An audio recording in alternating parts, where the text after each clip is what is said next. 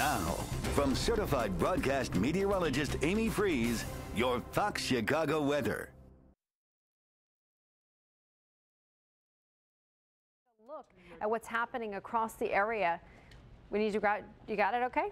All right, storm analysis machine, this is what we've got. There's a storm front back to the west of us moving across the plains coming into western Illinois. No worries on this one, though. It is going to travel to the south of Chicago, so it's not even in range on the radar, and so we're not really worried about it as it moves in our direction. Instead, another sunny day for Chicago tomorrow. Now, the weekend was sort of a wash, many places getting a ½ inch to an inch of rainfall, so not a real big deal. But if you look at the rest of the country, a lot of rain's been happening on the East Coast, and Boston, coming off the month of March, had 15 inches of rainfall. Another wet weekend for them, really stacking up. They've had problems with rats. It's been so rainy. All their water levels have come up, and so they have big problems there.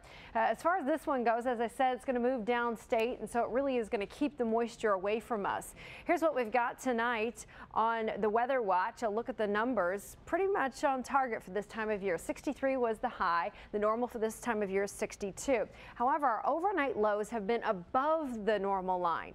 This is not going to be the case for tomorrow night. Tonight we're fine.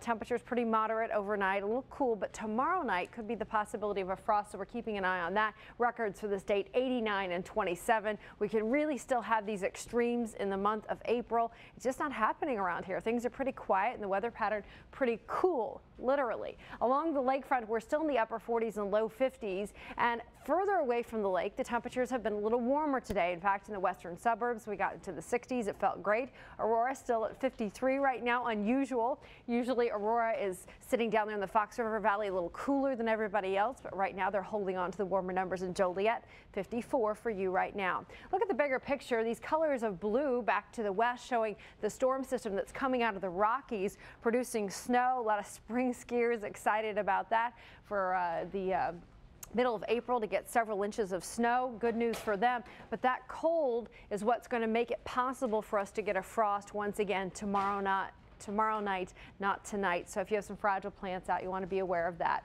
Satellite and radar showing once again this pattern. The energy is downstate, so the jet stream will continue to push that energy away from Chicago, well down to the south. Unfortunately, these reds and pinks that are showing up on the map tonight, that's exactly where we had the serious weather over the weekend, the big thunderstorms and tornadoes. And the jet stream pattern will remain, taking that moisture south of us and through the Ohio and Tennessee River valleys. Meanwhile, things are moderate right through Thursday, and we'll barely get some clouds increasing before a chance for rain late in the week. Future weather, what we're looking for is green coming across Chicago.